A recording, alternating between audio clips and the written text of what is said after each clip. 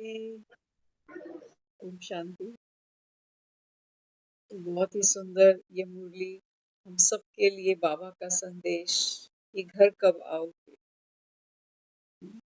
बाबा अपने बच्चों को वैसे याद करता है जैसे हम दूर बैठे अपने बच्चों को याद करते हैं।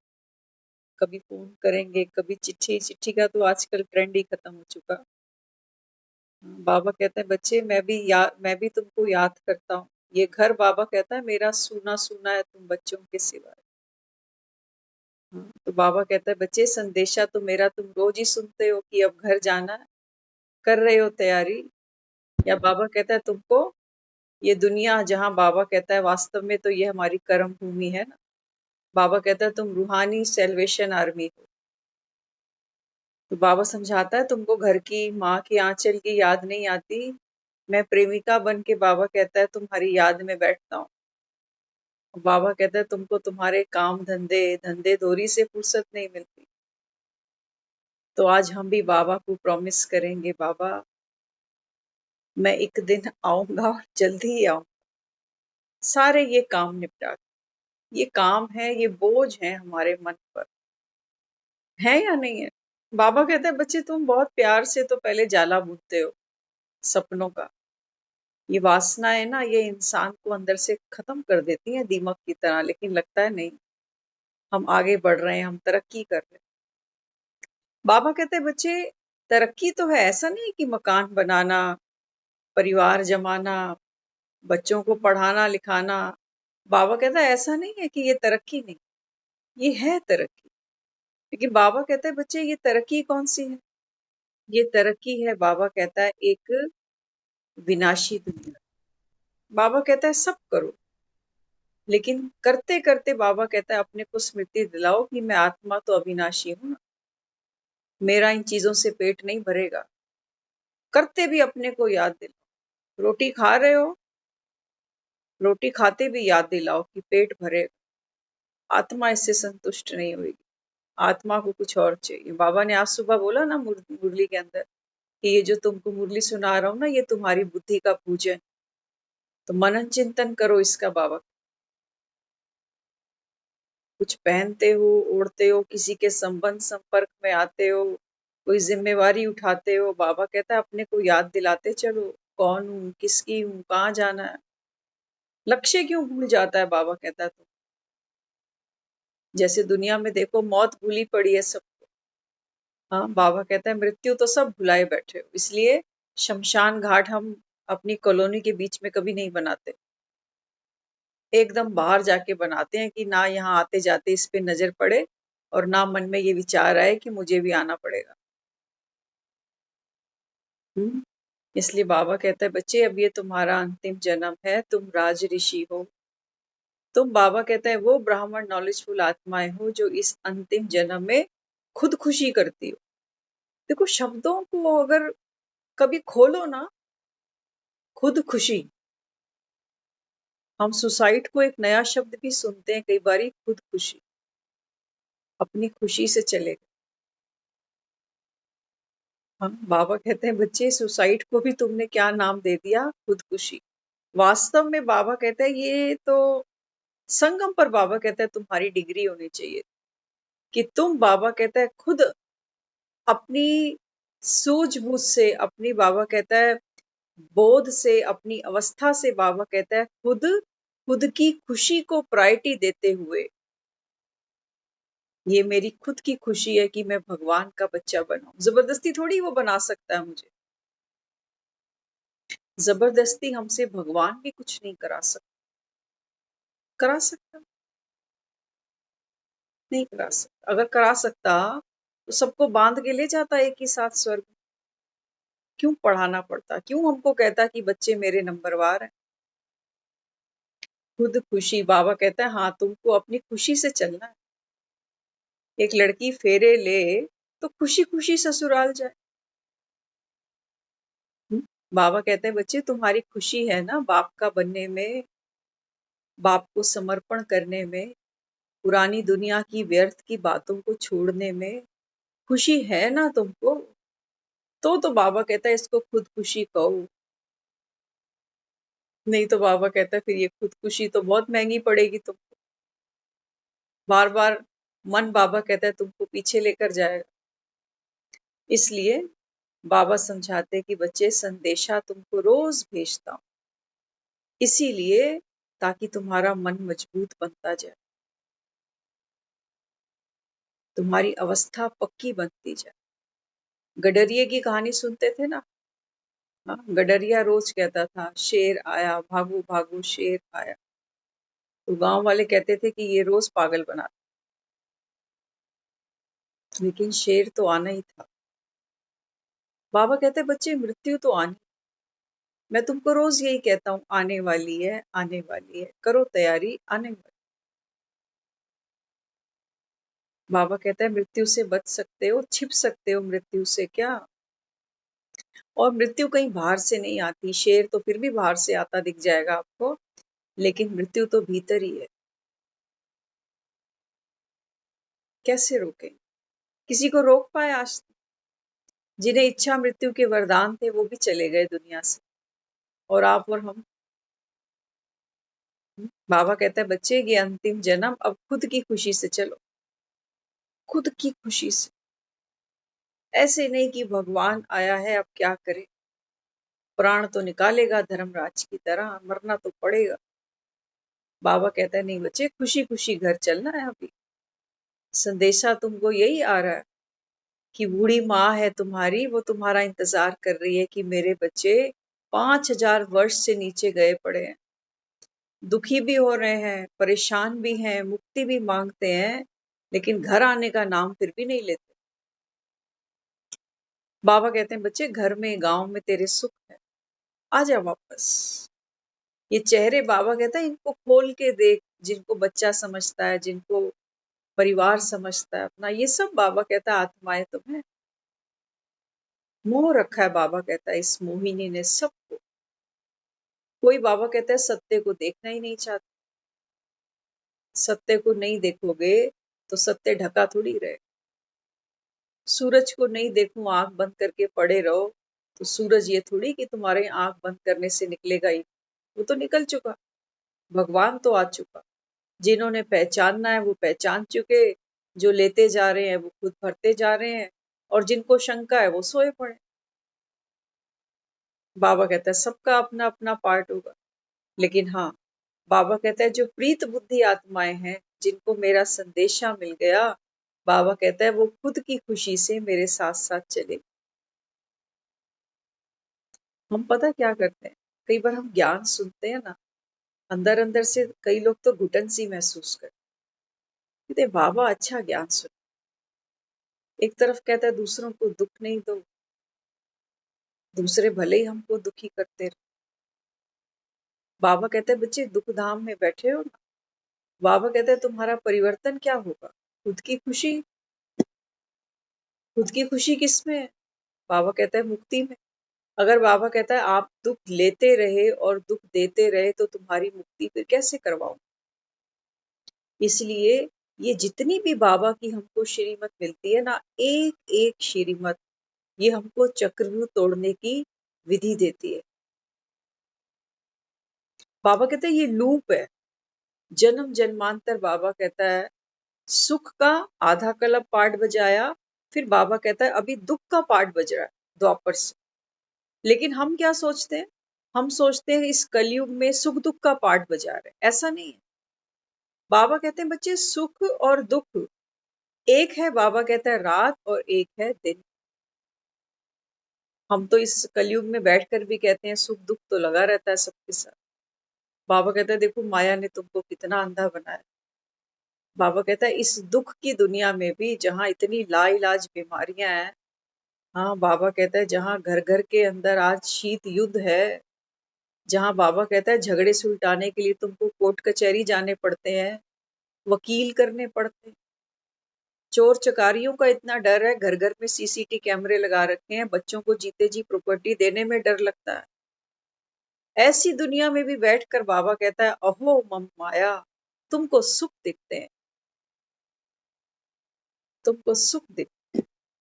बाबा कहते हैं सुख है थोड़ी यहाँ पर, आंखें खोल के तो देख, कौन सा सुख बाबा कहता है तुमने सोचा कि ये सुख मिला मुझे?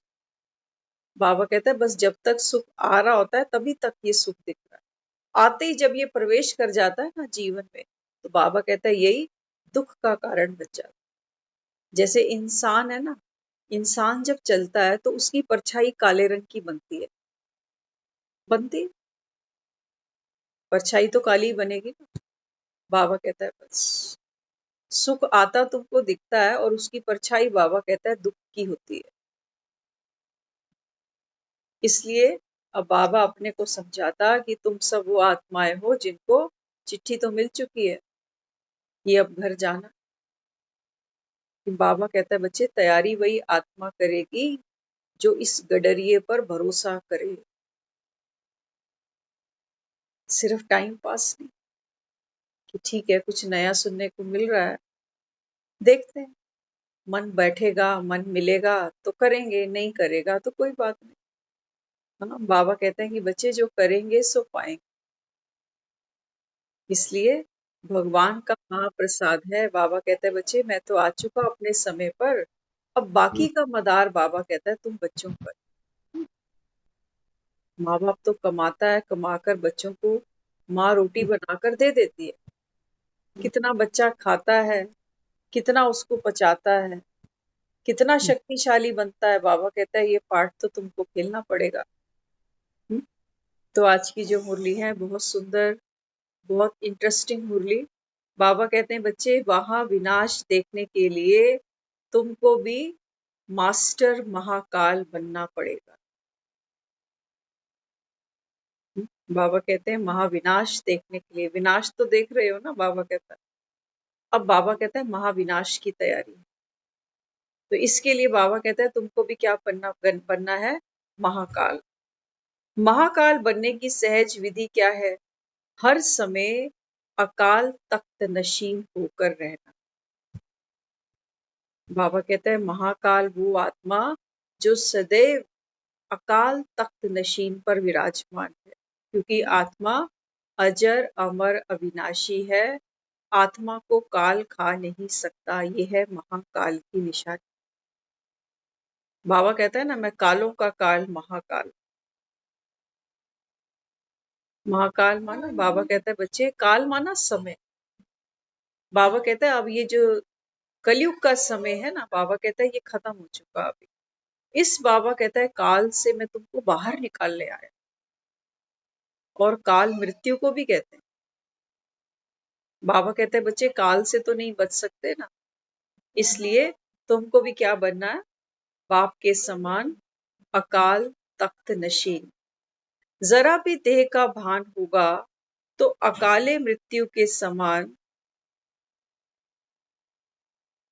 बाबा कहते बच्चे जरा भी अगर देह का भान हुआ ना तो अकाले मृत्यु के समान अचानक के वार में हार खा जाओ। अगर बाबा कहता है अंत समय जरा सा भी ये आया, मेरा शरीर, मेरा बुखार, मेरी पीड़ा, मेरी बीमारी, मेरा घर, मेरे बच्चे, ये सब देह का भान। बाबा कहता है अगर अंत समय में ये देह का भान तुम्हारी स्मृति में आ गया तो बाबा कहता है फिर उस समय क्या होगा, अचानक से वार होगा। मृत्यु बाबा कहता है ये सब छीनेगी जिसको तुम अपना अपना किए जा रहे हो, और तब बाबा कहता है तुम्हारा हाथ खाली होगा, सब छीन लेगी। इसलिए बाबा कहता है बच्चे पहले ही मुट्ठी खोल दो, तेरा तुझको अर्पण क्या लागे। इसलिए वो कहता है कि कोई भी कर्म करते हो ना, बच्चों का खाना बनाते हो, घर परिवार देखते हो, कुछ भी करते हो, बाबा कहते हैं बच्चे बंधन तोड़ के करना, नहीं तो ये बंधन अंत में हमको अंतिम श्वास भी नहीं लेने देंगे। कहेंगे बच्चों का मेरे पीछे क्या होगा, कौन देखेगा इनको, पता नहीं कितने जन्म में कितने बच्चे हमने किए होंगे, कितनी बार हम छोड़ छोड़ के आए होंगे। बाबा कहते बच्चे तुम्हारा वो जो तुम साथ लाए और जो तुम साथ वही ले जाओ, बस। बाकी बाबा कहता है तुमने जो यहाँ से लिया वो यही दिया। था ना गीता सार में ऐसी भी एक लाइन आती थी, जो लिया यही लिया, जो दिया यही दिया, तुम किस चीज का पश्चाताप करते हो। वो तो रोज आता है, आंखें खोलता है, ज्ञान की छींटे रोज मारता है हमारे ऊपर। लेकिन माया भी बाबा कहता है ये पक्की बहुत। इसलिए ऐसे समय विशेष कौन सी शक्ति चाहिए? समेटने की शक्ति। आप देखो, आप जब रात को सब सोते हो ना, तो सोने से पहले भी बहुत कुछ समेटते हो घर के अंदर। बर्तन भी समेटोगे, सारी लाइटें भी बंद कर दोगे, गेट भी बाहर के लगा दोगे, ताले भी लगा दोगे, कितनी चीजें समेट कर आते हैं। हाँ, जो चीज फ्रिज में रखनी है वो फ्रिज में रख देंगे, करते हैं, सब कुछ करके आते हैं, तब जाकर हम सोते हैं बेड पे जाकर। तो बाबा भी क्या समझाते? बाबा कहते हैं बच्चे अब घर जाना है। तो यहाँ बाबा कहता है जो भी तुमने तामझाम बखेरा है ना, उसको बाबा कहता है समेटो। काम की चीज बाबा कहता है जो जहां की चीज है वो वहीं रखो। बाथरूम में हमारे बकेट पड़ी है, मग पड़ा है, वो बाथरूम का है, बाथरूम में रहेगा। किचन में हमारे राशन पड़ा है, डब्बे पड़े हैं, वो किचन में ही रहेंगे। सोफा हमारा ड्राइंग रूम में पड़ा है, वो वहीं रहेगा। या सब लेके सोए रात को। अलमारी में जो कीमती आर्टिकल्स हमने रखे हैं वो अलमारी के लॉकर में ही रखे, या रात को तकिए के नीचे लेके बैठ जाए उसको कि मेरे हैं। बाबा कहते हैं जो चीज जहां की है उसको वहां रखना माना समेटना। ऐसे ही बाबा कहता है बच्चे तेरे बच्चे कहाँ के हैं? कहाँ के हैं? बाबा कहता है खुद को याद दिलाओ, ये भी परम धाम से आए हो। पति पत्नी कहाँ से हो? पीछे से पूछते हैं ना जब रिश्ते करते हैं, पीछे से कहाँ के हो? किसी को भी नहीं पता पीछे से कहाँ के। कोई कहता है हम फलानी स्टेट के हैं, कोई कहता है हम फलानी स्टेट के हैं। बाबा कहता है पीछे से सब एक ही घर के। बाबा कहता है सबको वहां छोड़ के फिर सो जाओ। तुम्हारा कोई काम, तुम्हारी कोई जिम्मेवारी, कोई मन पर बोझ, बाबा कहता है हर चीज वहीं से चली है, हर चीज। और बाबा कहता है यहाँ का कचरा यहाँ छोड़, ये मेरा मेरा मेरा मेरा। ये बाबा कहता है ये तुमको चैन की सांस नहीं लेने देगा जीते जी, और मरने के बाद बाबा कहता है ये तुमको मरने के बाद भी चैन की सांस नहीं लेने देगा। मरने के बाद आत्मा फिर भटकेगी इन्हीं के आगे पीछे। हमने ऐसी बहुत कथा कहानियां सुनी है, सुन के हम हंसते थे। हाँ, बताते थे ना, एक जमींदार था, काफी पैसे वाला था, 4 बेटे थे उसके पास में। तो गांव में एक थी, वो आते जाते उसको कहती थी कि कभी चलो मंदिर तक चलो, हरी कथा है सुनो कभी। तो पहले कहता था नहीं बच्चों की शादियां कर लूं उसके बाद चलो, अभी बच्चे थोड़े छोटे हैं। तो उसने कहा ठीक है, वो समय आएगा मैं फिर इंतजार करूंगी। तो देखा एक एक करके सारे बच्चे बिहा दिए उसने। फिर बोली अब तो आप बच्चों से फ्री हो गए ना, अब आप चलो, क्यों नहीं चलते हो? अब चलो। तो बोला नहीं अभी कैसे चला जाऊं, अभी तो घर में बहुएं आई हैं, तो होते होते देख लूं, फिर देखता हूँ। तो अंत में दिखाया कि एक समय जब वो वहां से गुजरी तो पता चला कि वो शरीर ही छोड़ चुका। तो शरीर जब छोड़ चुका, तो कहते हैं धर्मराज ने उससे पूछा कि देखो इसका अकाउंट क्या करके आया नीचे। तो देखा कि वे लोगों का खून चूस चूस के पैसा इकट्ठा किया, परिवार देखा, बच्चे, बस वही सब करता करता ये कंजूस की तरह मर के ऊपर आ गया। तो उस समय पछताता, कहता मैं नेक कमाई करता। मुझे एक गांव में थी फकीरन, वो कई बार कहती थी कि आ जाओ हरी चर्चा सुनो, हरी कथा सुनो, लेकिन मैं अभागा कभी गया ही। तो अब मुझे जाने दो। तो उसने बोला अब तो ये विधि का विधान ही नहीं है, तेरे बेटों ने तेरा शरीर भी जला दिया तो जाएगा, अब तो तेरे को दोबारा जन्म लेना पड़ेगा। तो भक्ति की कहानियां है, वहां ये दिखाया गया कि जब शरीर छोड़ा तो बैल बन गया, बैल के तन में जन्म लिया। लेकिन बाबा तो कहता है कि बच्चे मनुष्य आत्मा तो मनुष्य आत्मा ही बनती है, लेकिन वो हमारी वासना दिखती। बैल बुद्धि अड़ियल, समझे? बैल का जन्म लेना माना अड़ियल, अपनी मनमत पे चल। तो दिखाया वहां पर फिर एक बैल, वो बच्चे उसके जो बेटे होते हैं वो बैल को पीटते हैं, उसको उसको डंडे से मार मार के उसको खेतों में चलाते हैं, काम आदि करते हैं। तो बैल रोता है आंखें भर भर। उसको तो स्मृति है पुराने जन्म की, लेकिन बोले कैसे कि मैं तुम्हारा बाप था पिछले जन्म। लगाव था बच्चों से, खेतों से, फसलों से, पैसों से, तो इसी घर में वापस मुड़ के आना था। बाबा तो कहता है तुम्हारे जहाँ कर्म बंधन होते हैं, आत्मा वही जन्म लेती है। लेकिन बैल का दिखाना ऐसा नहीं कि वो बैल का जन्म लिया उसने, अड़ियल बुद्धि दिखाई। तो बाबा कहते हैं देखो, जब चोला बदलता है ना इंसान का, तो उसके साथ हमारे बोल व्यवहार सब बदल जाते। ये जब बाप था तो बच्चे इसको रिगार्ड देते थे। आज हमारे घर में एक वही आत्मा अगर एक बच्चा बनकर आती है, तो हम उसको बाबूजी थोड़ी बुलाएंगे। छोटा बच्चा होगा, 2 थप्पड़ भी मार देंगे उसको कभी कभी, क्या मारते नहीं। लेकिन बाबा हमको अब स्मृति देता है ना। बाबा कहते हैं कि बच्चे, ये जो आत्मा है ना, बाबा कहता है ये कौन है, ये भी भगवान का बच्चा। बाबा कहता है तुम अपना बच्चा समझ के इसको जब थप्पड़ मारते हो ना, तो बाबा कहता है ये लिखा जा रहा है, फिर तैयारी रखना तुम भी। क्योंकि बाबा कहता है जब तुम बूढ़े होके मरोगे तब ये जवान होगा। बाबा कहता है ये लूप फिर घूमेगा, ये चक्र है। बाबा कहता है सृष्टि का ये घूमना ही है। लेकिन किसी को पता नहीं है कि घूम घूम के कोई कहाँ जा रहा है। जब बच्चा गोद में आता है तो सबको लगता है मेरा ही है। हाँ, क्योंकि नैन नक्श हमसे ही मिलते हैं तो हमारे जैसा ही, मेरा ही। बाबा कहते हैं बच्चे, आत्मा तो कितनी पुरानी है, सनातन है, कितने करोड़ों वर्ष हमारी आयु है।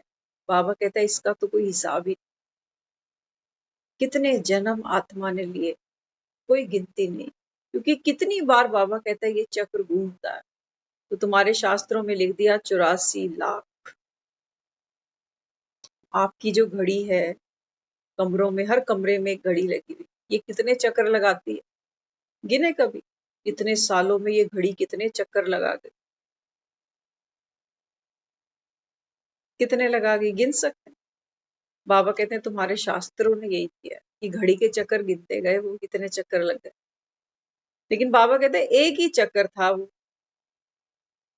एक ही तो चक्र था। बाबा कहता है वो रिपीटिशन में जब चलता है तो तुम कहते हो लाखों वर्ष। ऐसी बात नहीं बाबा। हाँ, तो बाबा आगे समझाते, देह भान के कारण क्या करते हो? बाबा ने बोला अंत समय में समेटने की शक्ति की आवश्यकता होती है। तो बाबा कहता है बच्चे, रोज सोते हो ना रात को, ये सबसे बेस्ट मेडिटेशन है हमारी। समेटो मन बुद्धि को। किसी ने कोई बात कह दी जो मन को दुखी करती है, हम कितनी किसी की सेवा कर रहे हैं, और सामने वाला, हाँ, थैंक्स करना तो बात की बात, 2 बातें हमें और सुना दे। बाबा क्या समझाता? बाबा कहता है बच्चे, मन बुद्धि को समेटो। हमारा बहुत बड़ा नुकसान है इसके अंदर, बहुत बड़ा नुकसान है इसका। हम किसी से बात कर रहे थे तो उन्होंने बताया, कहते हैं कि ज्ञान को कई सुनते हैं तो कहते हैं देखो, ये अपने बस की बात नहीं है कि कोई हमारे एक गाल पे थप्पड़ मारे तो हम दूसरा भी आगे कर सोचना, क्योंकि ज्ञान एक ही है। बाबा कहते हैं सुनने वाले इसका क्या अर्थ लेते हैं वो उसकी बुद्धि पर मदार है, लेकिन हमको क्लैरिटी होनी चाहिए। बाबा हमको यहाँ ये नहीं सिखा रहा कि कोई हमको एक गाल पे थप्पड़ मारे, माना अपमान करे, दुर्व्यवहार करे, हम दूसरा भी आगे कर, ये नहीं सिखा रहा।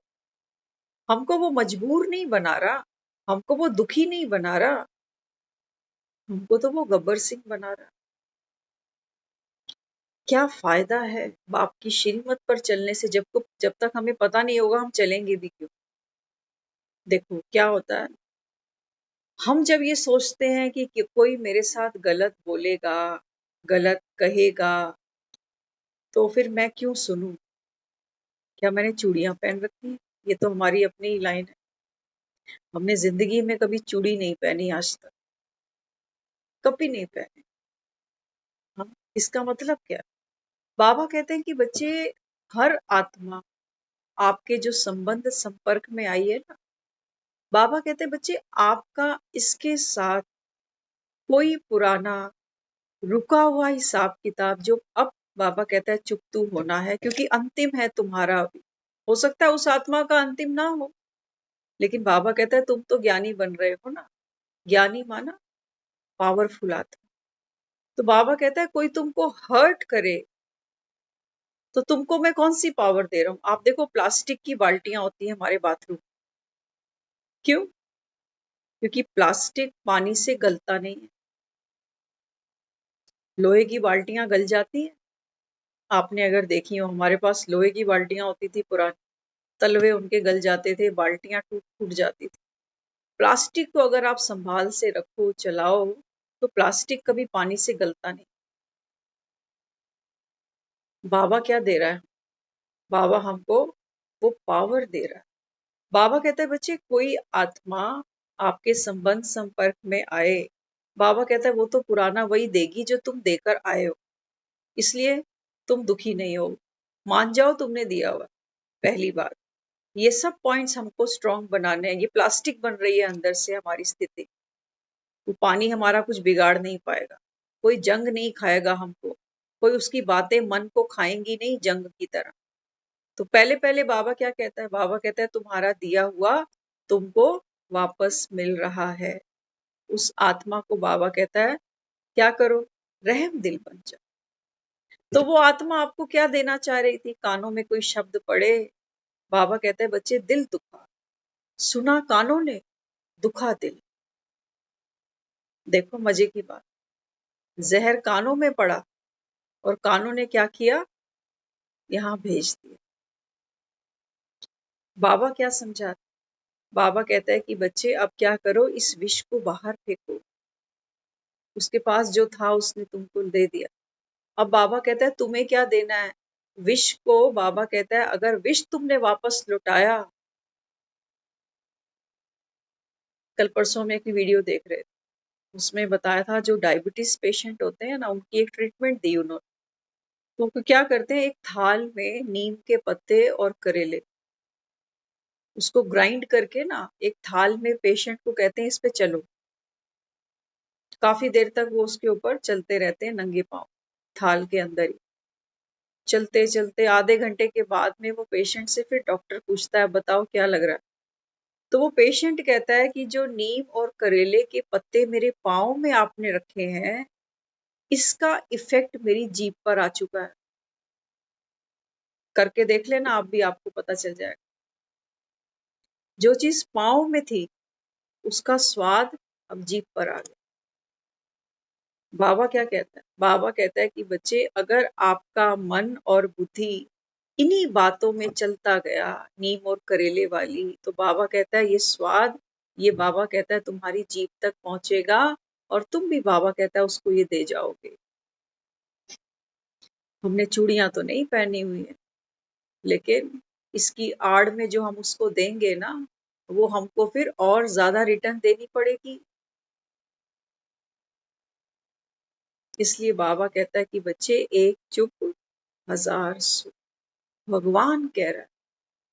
ये जब हम ज्ञान कई बार चर्चा करते हैं ना, तो हमको तो अपना वो पुराना समय याद आता है। ये सब पॉइंट्स हमारे जो मदर थे वो एक समय हमको रियलाइज कराते थे और हमने कभी नहीं मानी, क्योंकि देह का भान तो किसी ने तोड़ा ही नहीं हमारा। कौन तोड़े किसका देह का भान? अरे हम किसी से कम है क्या? तू डाल डाल में पात पात। तो शिक्षा तो अच्छी देती थी, लेकिन देह का भान बाबा कहते हैं मेरे सिवा तो कोई तोड़ नहीं सकता। हाँ, बाबा कहते हैं बच्चे तू मेरा बच्चा है। और हम जो वो सब करते थे ना, वो भी किस लिए करते थे? आपको ये भी एक पर्सनल चीजें हैं अब सामने आ रही हैं। बाबा बुलवा रहा है। किसी ने हमारी मदर को कुछ बोला था, जब वो पेशेंट थी, उसी के ऊपर कुछ बोला, उन्होंने माफ कर दिया उनको, क्योंकि वो खुद आए थे कहने की भी मैंने गुस्से में आपको बोल दिया, लेकिन हमने नहीं किया। हमने नहीं किया। और आज आपको सच बताएं, देखो वक्त कैसे बदलता है। वक्त बड़ी माशाअल्लाह चीज है। आप देखना, एक वक्त था जब हमारे मदर उस समय उस स्टेज पर थे ना, और जिन्होंने उनको ये सब कमेंट्स पास किए थे ना, आज वो स्टेज से गुजर रही हैं। और मजे की बात सुन, जब उनकी ट्रीटमेंट चलती थी, हॉस्पिटलाइज्ड होते थे, हम टच में थे उनके, तो एक दिन वो रो पड़े। कहते हैं मैंने सोचा नहीं कि मेरे साथ ऐसे होगा, 3 घंटे बाथरूम के बाहर लेटे रहे, वो आवाजें देते रहे कि कोई होता तो सुनता। 5 बजे सुबह उन्होंने शायद हमको भी आवाज दी, लेकिन हम तो अपने घर। किसी ने सुना, कहते हैं आपका भी नाम ले रहे थे वो उस समय। तो जब सब उठे बैठे 7-8 बजे के करीब, किसी ने जाकर, अंदर से कुंडी लगी हुई है, तो कोई जाके कैसे करके जतन करके उनके घर में जंप मारी, किसी ने अंदर से कुंडी खोली। 4 लोगों ने, उठ नहीं पा रहे थे, एक तो हैवी वेट है, कैसे कैसे करके उनको उठाया। उनकी तो इतनी हालत थी कि वो करवट भी नहीं ले पाती। तो हमारे सामने एक दिन वो रो पड़े। तो पता है हमने फिर क्या बोला उनको, देखो वो बोलते हुए भी हमको ध्यान आ रहा था। मैंने कहा आप दिल नहीं छूटा करो। कहा आपको याद है एक बार जब मम्मी ऐसे बीमार थे, तब मैंने आपको फोन किया था कि आंटी आप घर जाओ और एक कुकर पड़ा है वो खोल के मम्मी को देना, तो मम्मी कुछ खा लेगी, उनसे कुकर नहीं खुल रहा। उस समय उन्होंने बोला, कहते हैं ये तो मुझे भूल ही गए कि हाँ उसका भी तो कितना बुरा हाल था उस। कहते हैं आज मैं उस हालत में बैठी। इसलिए कहते हैं किसी को बोलो तो सोच समझ के बोलो, वक्त सब पर आता है। लेकिन उस, आज क्योंकि हम ज्ञान सुनते हैं ना, अब ज्ञान से ये लगता है कि पहले अगर होते तो ये सोचते हो रहा है ना अपने साथ में, अब पता चलेगा कि कैसे हमारी माँ पर बीती। अब वैसा नहीं है। भगवान ने इस कड़वे करेले को पीने से हमको बचाया।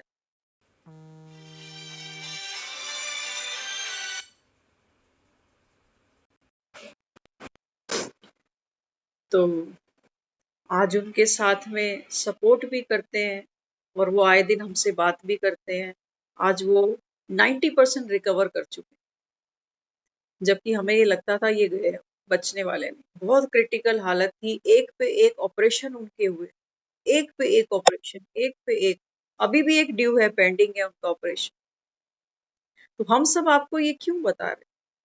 देखो अगर हम वहीं खड़े होते ना देह के बाहर में, दो आत्माओं का आपसी कार्मिक अकाउंट था, एक हमारे मदर बनकर आए और एक उनके साथ। इन दोनों के बीच में हम पिस रहे हैं, किस लिए? केवल देह के भान से कि मेरी मम्मी को ऐसे क्यों बोला। और एक बात सुन लो, कई बार ये सुनी है बातें, लेकिन ये क्यों बार बार आती है, शायद पूरी डिस्क्लोज करी नहीं आपके साथ। हमारी मदर ने, लोहड़ी का दिन था, लोहड़ी पे तो सब एक दूसरे को मुख मीठा कराते हैं ना। तो लोहड़ी का दिन आया, एक ही घर है तो लोहड़ी जल रही थी, तो हमारे हाथ में वो पूरा था जिसमें वो फुल्ले मूंगफली सब होता है, तो हम सबको दे रहे थे। देखो देह का भान क्या क्या कराता है इंसान से। हमने वहां सबको दिया, आते जातों को दिया। वो भी वहां बैठी थी, उनको नहीं दिया। था तो प्रसाद ही। पीछे से हमारी माँ बोल रही है, दे दे, दे दे, नीविया नु फल लग दे दे। हमने नहीं दिया, क्या भाड़ में जाए। ये देह का भान है, हाथ में प्रसाद है। बाबा कहते हैं ना बच्चे, प्रसाद वो जो सबके लिए एक भावना से। वो प्रसाद थोड़ी था, वो तो एक मौका था दूसरे को नीचे दिखाने कि ये हमारी माँ है, तू बोल के तो दिखा इसके लिए कुछ। बस नहीं चला, नहीं तो पता नहीं क्या कर जाते। ये तो शुक्र है लॉ बना हुआ है दुनिया। अब आप देखो, ये देह का भान होता है, ये दुख देता है इंसान, ये दुख देता है। और उसके बाद वो घर पर भी आए, उन दोनों की आपस में बातचीत भी हुई। और हमारी माँ जब गई ना, वो कहते थे, कहते हैं ये मुंह पर बोलती बहुत है, लेकिन इसका दिल साफ। बड़े थे वो उनसे रिश्ते में। कौन सा व्रत रखते हैं हम, वो पूर्णमासी का व्रत रखते हैं ना, वो कौन सा होता है, जो करवा चौथ की तरह रखते हैं, क्या होता है। तो वो आए थे हमारे घर में, तो वो हाथ में झुक नहीं पाते थे, तो उनको उन्होंने बोला कि आप पाँव ऊपर करो, मैं आपका आशीर्वाद लेती हूँ। तो ये दोनों ने आपस में, देखो उनके अकाउंट सेटल थे, थोड़ी सी बात हुई तो उस चीज को उन्होंने भर भी दिया। लेकिन हम तो बीच में पिस गए ना बिना मतलब। अब ये कल को हमारी कोई क्लोज बनकर आ जाए किसी जन्म में, तो क्या करेंगे? इसलिए बाबा कहता है बच्चे, मैं तुमको प्लास्टिक बना रहा हूँ ताकि पानी तुमको जंग नहीं दे जाए। कि मेरी माँ को ऐसे बोला। और ऐसी कितनी बातें होंगी हम सबकी लाइफ में। बाबा कहता है ये व्यर्थ ही तो चलता है ना, जो तुम ज्ञान का मनन चिंतन नहीं कर पाते, ये खाती हैं बातें मन। बाबा कहते हैं इसी को तो मैं कहता हूँ कि मन पहले चंगा करो। ये देह का भान, बाबा कहता है बच्चे ये सबसे बड़ा कीड़ा है, और ये जितना चलता है ना अंदर, बाबा कहता है ये तुमको दर्द देगा, पीड़ा देगा, तकलीफ देगा। लेकिन हमें तो बड़ा मजा आता है इस कीड़े को पालने में। कहते हैं मेरे से बड़ा तो कोई है ही नहीं। हम तो यहाँ तक कहते थे आप कर दो इसको माफ, हम तो नहीं करने वाले, हम नहीं करें, मरते दम तक याद रहेंगी इसकी बात। लेकिन आज नहीं, भला उस परमात्मा का जो सही समय पे मिल गया, नहीं तो इतना भार लेके कहाँ मरते। कई बार ये बातें आपके साथ शेयर की हैं, लेकिन आज पूरी निकल गई हैं। अब हो सकता है क्योंकि शायद बाबा ही चाहता हो कि पूरा सच सामने आना चाहिए। देह का भान समझो तो सही होता क्या है। क्यों बाबा कहता है छोड़ो देह का भान, छोड़ो, ये दुख देगा। किसी ने दो बात कह दी, अगर ये अपनी माँ कह जाती तो तब हमको याद आता कि माँ ही है ना, मेरे लिए क्या नहीं किया ऐसे। माँ के लिए कभी नहीं सोचते ऐसे, लेकिन दूसरे के लिए तो सोच लेते, कहते मेरे पे क्या एहसान किया ऐसे, सोचते हैं। ये देह का भान है, बाबा कहता है ये बीमारी है तुम्हारी, ये माया खड़ी है। बाबा कहते हैं ये तुम्हारे दुख का कारण बनेगी, किस किस को सुनाओगे। और जब तक बाबा कहता है तुम्हारे हिसाब किताब चुकतू नहीं होंगे, वो बाबा कहता है तुम चुकतू के नाम पर क्या कर रहे हो, पुराने चुकतू कर रहे हो कुड़कुड़ कर, दुखी हो होकर। बाबा कहता है नया चढ़ा रहे हो। क्या चढ़ा रहे हैं नया? ये नया संस्कार, बाबा कहता है और पक्का हो रहा है। इस आत्मा के साथ अकाउंट को सेटल करना था, सेटल तो नहीं कर रहे, पुराना कर्जा चुका रहे हैं और नया सर पे चढ़ा रहे हैं। अगली बार भी तो आना है, फिर टकराना है, फिर क्या लेन देन करेंगे। बाबा कहता है अभी तैयारी करो। किसी के साथ बाबा कहता है तुमको क्या लेन देन करनी है, अगर उससे सुख चाहिए, बाबा कहता है बच्चे उसको दिल से सुख देना, दिखावे से नहीं, डर से भी नहीं, कि भगवान कह रहा है तो करना ही पड़ेगा। तो वो जो बात उन्होंने हमको कल सुनाई ना, कि वो तो ऐसे सोचते हैं कि भाई हम ऐसे नहीं है कि भाई कोई एक गाल पे थप्पड़ मारे तो हम दूसरा भी आगे कर दें। सोचा हमने इसके बारे में, क्योंकि ये सब बातें ऐसा लगता था कि कोई मेरे जैसी बातें सोचता, कोई बिल्कुल मेरी जैसा ही है। लेकिन वो बच्चा है अभी, उसकी एज है, और हमें तो ठोकरे खाए बिना अक्ल आती भी नहीं, ठोकर खाना भी जरूरी है। बाबा कहता है जब तक तुम ठोकर नहीं खाओ तुमको ठाकुर मानेगा भी कौन। इसलिए ठोकर खा के बाबा कहता है अब संभल तो जाओ कम से कम। देह का भान दुख देता, दोनों आत्माएं हैं, एक माँ बनकर मिली, एक कोई आंटी बनकर मिली। इसका अभी भी अपने साथ में है, आज भी वो दिल भर के हमें कहती है।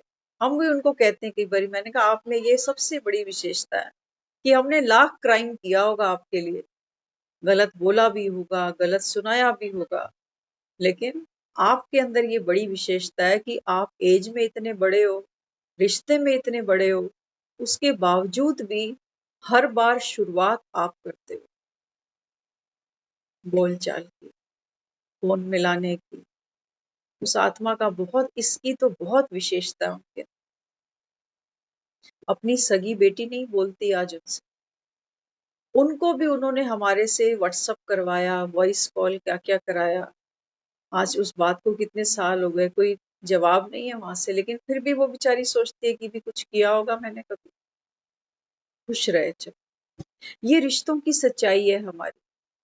बाबा कहता है जिसको तुम कहते हो ना हमारा सुख सुखी परिवार, बाबा कहता है ये तुम्हारे सुखी परिवार है, अंदर ये सब चल रहा है।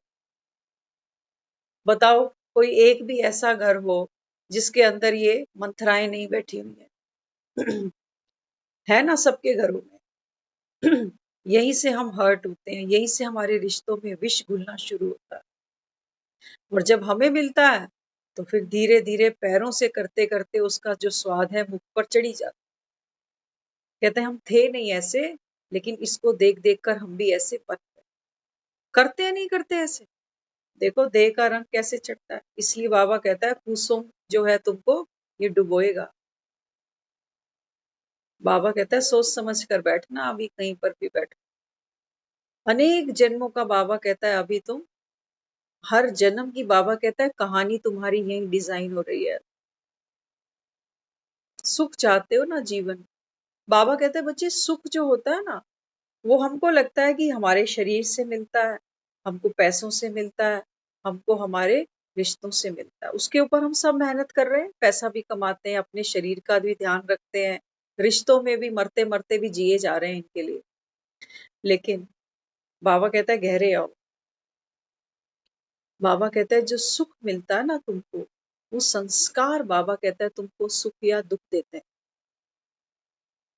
जन्म तो लेना पड़ेगा। बिना माँ बाप के तो बाबा कहते हैं दुनिया में नहीं आओगे ना। तो बाबा कहते हैं कि बच्चे अपने संस्कारों पर मेहनत करो। भगवान हम सब की छत्र छाया बन सकता है अगर हम सब भगवान के संस्कारों को जीवन में धारण करना शुरू कर दें तो। कहते हैं ना तुम्हारी कृपा में सुख घने रहे। बाबा कहते हैं मैं कृपा करने को तैयार बैठा हूं, तुम लेने को तैयार नहीं, क्योंकि तुम्हारी मनमत बीच बीच में खड़ी हो जाती है कि मैं क्यों, मैं कब तक, मैं क्यों पिसूं, मैं कब तक पिसूं। वाकई नो डाउट, ज्ञान जब हम गहराई से सुनते हैं ना, तो क्या कहते हैं यहाँ तो मरना पड़ता है, बड़ा अपने आप को मारना पड़ता है। बाबा कहते हैं बच्चे जिसको तू सोच रहा है ना कि मुझको खुद को मारना पड़ता है, बाबा कहते हैं ये तेरा अहंकार मरता है। जब अहंकार मरता है तो बाबा कहता है फिर मासूम सा बच्चा जन्म लेता है। वो मासूमियत बाबा कहता है इतनी कीमती है, जिसको तुम कहते हो मासूम बच्चा भगवान समान। अहंकार का मरना हमको लगता है हम मर रहे हैं, कोई हमें दबा रहा है। बाबा कहता है नहीं, तू तो बाबा कहता है झूठ है, तेरा नाम झूठा, तेरी काया भी झूठी, तेरे संबंध जो तू निभा रहा है पिस पिस कर ये सब झूठे। लेकिन संसार सच्चा है मान लेना। अगर संसार झूठा होता ना, तो वो हमको कभी नहीं कहता कि बच्चे पुण्य कमाना, क्योंकि संसार ही झूठा है। तो झूठे संसार में कोई कमाई होगी तो झूठी ही होगी फिर तो। बाबा कहता है संसार सत्य है, भगवान सत्य है, तू आत्मा भी सत्य है, लेकिन असत्य बाबा कहता है तूने क्या पाला, असत्य था तेरा मैं और तेरा मेरा। बाबा कहता है ये दोनों चीजें झूठी हैं, जिसकी वजह से मैं कहता हूं कि ये दुनिया झूठी है, ये माया झूठी। बाबा कहते हैं ये सच्चाई नहीं है ना हमारी। हमारा नाम किसी ने जो भी रखा, बेटी पैदा हुई तो बेटियों वाला नाम रखा, बेटा पैदा हुआ तो बेटा वाला नाम रख दिया, है ना। तो मुरली अभी तक शुरू नहीं हुई है और टाइम बहुत ज्यादा हो चुका। तो मुरली मुझे लगता है हमको कल कंटिन्यू करनी पड़ेगी। तो बाबा यहाँ क्या समझाता, बाबा कहते हैं कि बच्चे वास्तव में आप कहते हो मेरा नाम, मेरा इस घर में संबंध, मेरा इस घर में रोल, ये तो बाबा कहता है झूठ है, ये तो झूठ है। बाबा कहता है इस पार्ट के तुमको नंबर मिलते। जैसे कोई फिल्म स्टार है, जैसे हम बात करें अक्षय कुमार की, अक्षय कुमार ने कितनी फिल्मों में काम कर लिया, करा कितनी फिल्मों में। कभी रवीना टंडन से शादी करता है, कभी शिल्पा शेट्टी से करता है। सच क्या है, सच तो ये है ना रवीना टंडन इसकी बीवी है, ना शिल्पा शेट्टी इसकी बीवी है, इसकी बीवी है ट्विंकल खन्ना। सच ये है। बाबा कहते हैं बच्चे ये तुम्हारा कॉस्ट्यूम है, आज सुबह था ना, ये तुम्हारा चोला है। इस चोले में बाबा कहता है तुम आकर पार्ट बजाते हो, तो किसी की पत्नी, किसी का भाई, किसी की बहन, किसी की माँ, किसी की बेटी। रियल में बाबा कहता है तुम घर आओ अपने, क्योंकि संदेशे आते हैं। घर कब आओगे, घर को ही भूल गए। बाबा कहते हैं बस एक मैं ही सत्य हूँ, मैं तुम्हारा पिता भी हूँ, तुम्हारी माता भी हूँ, तुम्हारा भाई भी हूँ, तुम्हारा बंधु भी हूँ, तुम्हारा सखा भी। ये सत्य। बाकी बाबा कहता अक्षय कुमार अगर रवीना टंडन को पकड़ ले और बोले नहीं शादी हुई है मेरी, पंडित भी बैठा था, घर चल, जाएगी रवीना टंडन? कभी नहीं जाएगी। वो कहेगी भाई रोल कर रही थी मैं भी, तू भी अपने घर जा, मैं भी अपने घर जाऊं। इसलिए जब मरते हैं तो कोई किसी के साथ नहीं जाता, सब अपने घर जाते हैं। बाबा कहते हैं मैं तुमको यही कह रहा हूँ कि घर कब आओगे। बाबा कहते हैं मैं तुम्हारा इंतजार कर रहा हूँ, तुम ये रोल पकड़ के ही बैठे हुए हो। हाय मेरा पति, हाय मेरा बच्चा, हाय मेरी माँ, हाय मेरा बाप। बाबा कहते हैं ये तुम दुखी नहीं हो रहे हो क्या? और तुम अच्छे से जानते भी हो। क्या हम में से कोई है ऐसा जो आज इस बात को नहीं जानता? ज्ञान में आने से पहले भी हमें पता था कि मरते हैं तो कोई साथ नहीं जाता, शरीर नहीं जाता, रिश्तेदार नहीं जाते, धन नहीं जाता, मकान नहीं जाता, एफडी नहीं जाती, गाड़ी नहीं जाती। बाबा कहता है कुछ है जो जाता है, वो तुमको पता ही नहीं कि जाता। अगर उसका पता होता तो बाबा कहता है फिर उस पर मेहनत करते ना तुम। बाबा कहते हैं बच्चे साथ क्या जाती है? बीज स्वरूप आत्मा। बाबा कहता है ये अपने संस्कारों को साथ ले जाती है। तो दुखी होने के संस्कार हैं कि कड़ेले और नीम पर ही चलना है हमको, तो बाबा कहता है ये संस्कार साथ चलेगा तेरे। डायबिटीज है ना, डायबिटीज माना मोह, चिपचिपाहट, शुगर। बाबा कितना कितना मोह है तुमको, तुम्हारे घर से, संबंधों से, शरीर से, अपनी प्रेस्टीज से, अपने अहंकार से। अपने से तो छोड़ो, हम जो आपको बात कर रहे थे मेरी माँ को ऐसे बोल दिया, है ना? कितनी बड़ी डायबिटीज भी देखते हैं ना कि कितनी बढ़ गई। बाबा कहते हैं देखो तुम्हारा मुंह कितना बड़ा हुआ है। जब डायबिटीज किसी की बढ़ती है ना तो हाथ पैर भी काट देते हैं कई बार। कहते हैं पैर कट जाए कोई बात नहीं, शरीर बच जाए। बाबा कहते हैं मैं क्या काटूं? इसलिए तुमको कहता हूँ बच्चे, अहंकार को काटो, देह भान काटो। अभी ये कटना ही होगा, तभी बाबा कहता है तुम जिंदा बचोगे, नहीं तो मरोगे। और हम कहते हैं हम कैसे कैसे काट दें अपनी टांग को, इतनी बड़ी टांग हमने करी खिला पिला कर। टांग कौन सी थी? मैं की, मैं बड़ा, मैं समझदार, मैं निर्दोष, मैं बेचारा, मैं चुप रहूं, मेरी क्या गलती, कब तक पिसूंगा। इस मैं से कितनी अटैचमेंट है। आज वो माँ चली गई, जो भी उसके कर्म रूप थे, जो जीवन था, उन्होंने अच्छा जिया। और हम तो जी सदके कहते हैं हमें तो वो दिया उन्होंने, वो दिया क्योंकि बाबा जो दे रहा है ये तो गुप्त है, लेकिन उन्होंने जो दिया वो तो दुनिया ने देखा। आज हम यहाँ बैठे हैं तो शायद उस परिवार की वजह से, जहाँ उनका जन्म हुआ, जो संस्कार उनके अंदर थे और जो जीवन उन्होंने जिया, उससे हमने बहुत कुछ सीखा, बहुत सीखा। और रियल में हमने माँ को भी माँ तब पहचाना जब वो लाइफ में इतनी बड़ी ट्रेजेडी सामने आ गई। नहीं तो हमारा तो सतयुग ही चल रहा था, हमें जरूरत ही नहीं थी इन सब चीजों की। जब पाँव में कांटा चुभा तो आह निकली तो फिर उसकी याद आई कि तू कहाँ है, तू दे कोई दर्द की दवा। तो उसने बेचारे ने दे दी। वो कहता है माँ मरे तो हलवा खाना। और ये दवाई जब से शुरू करी ना खाने की, अब कोई दर्द नहीं है, कोई तकलीफ नहीं। अच्छी दवाई थी, स्ट्रॉन्ग दवाई थी। इसलिए बाबा कहता है कि बच्चे अभी ये देह भान का जो कांटा है ना, इसको बाबा कहता है बच्चे निकाल दो। पीड़ा तो होती है क्योंकि जब कांटा खींचा जाता है ना, तब भी थोड़ा सा दर्द का एहसास होता है। बाबा कहता है थोड़ा सा दर्द होगा जब अहंकार गिरेगा, लेकिन बाबा कहता है फिर तुम्हारा जीवन कितना खुशहाल बन जाएगा। एक बार गुरु नानक से किसी ने बोला, कहते हैं आप भी विराजो, बड़े बड़े संत महात्मा बैठे। तो आसनों पर सब बैठे थे, गुरु नानक जी नीचे जमीन पर बैठ गए। उन्होंने बोला आप क्यों जमीन पर बैठे हो? तो क्या कहा उन्होंने? कहते मैं वहां बैठा हूं जहां से कोई गिरता नहीं। इसलिए बाबा कहता है बच्चे तू भी अकाल तख्त पर बैठ जा।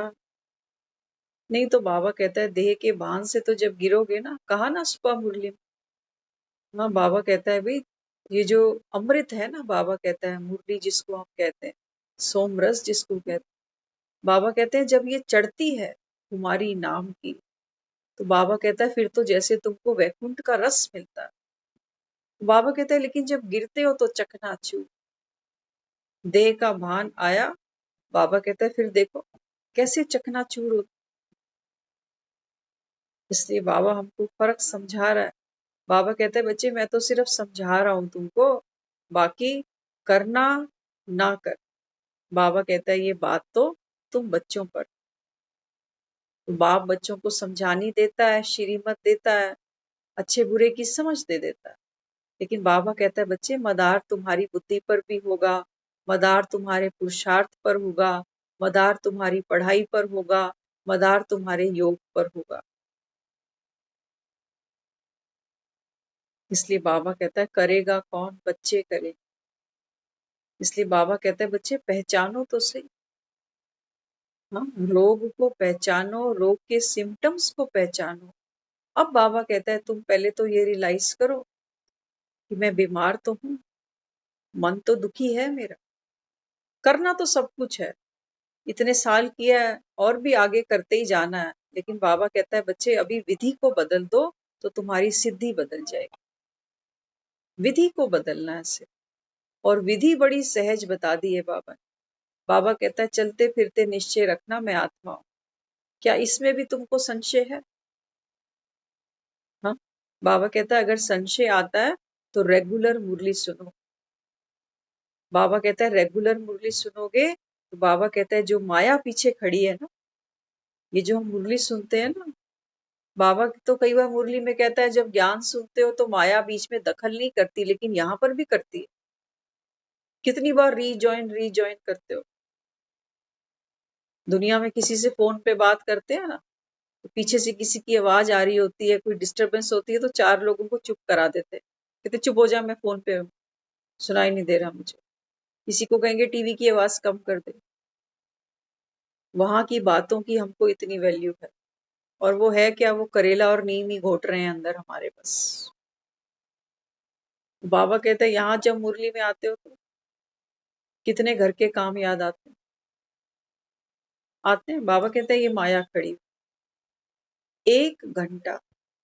बाबा कहता है ये तुम्हारी परीक्षा है। माया भी बाबा कहता है तुमको चेक करती है कि कितने निष्ठावान है ये बाप के लिए। तो इस समय बाबा हमको रोज संदेश, रोज रिमाइंडर दे रहा है कि बच्चे संदेशा तुमको रोज दे रहा हूं कि अब घर आना है। बाबा कहता है तुम भी अपनी प्रतिज्ञा याद रखना, जाना तो है। इसलिए बाबा कहता है कि बच्चे हंसते खेलते नाचते कूदते घर आना, रोते धोते नहीं आना कि फलाने ने मेरी माँ को ऐसे बोल दिया, उसने ये कर दिया, उसने मेरा ये चुरा लिया, मेरा ये नुकसान कर दिया। बाबा कहता है नहीं, नीचे का खेल नीचे खत्म, ऊपर बाबा कहता है कोई वैर नहीं, सब बाबा कहता है एक परिवार के हो। नाटक फिर शुरू होगा, फिर से तुमको जाना होगा। खूब शांति।